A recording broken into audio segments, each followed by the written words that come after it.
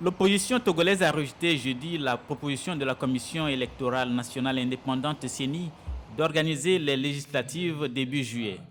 Jean-Pierre Fabre a indiqué que pour son parti, il faudra d'abord un dialogue politique qui pourra déboucher sur des élections apaisées.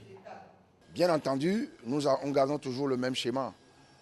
Mise en place d'un comité préparatoire pour le dialogue, un accord issu du dialogue et la mise en place d'une structure pour mettre en œuvre l'accord issu du dialogue.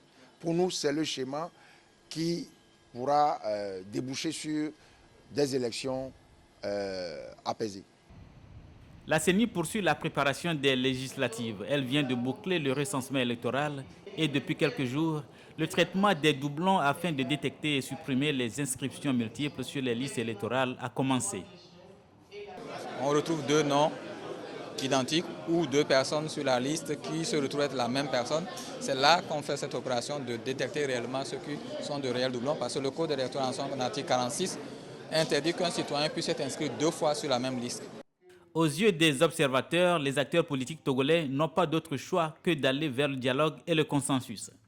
Pour qu'il y ait élections et des élections crédibles, transparentes et apaisées, il faut en amont peut-être un consensus minimal entre les différents acteurs.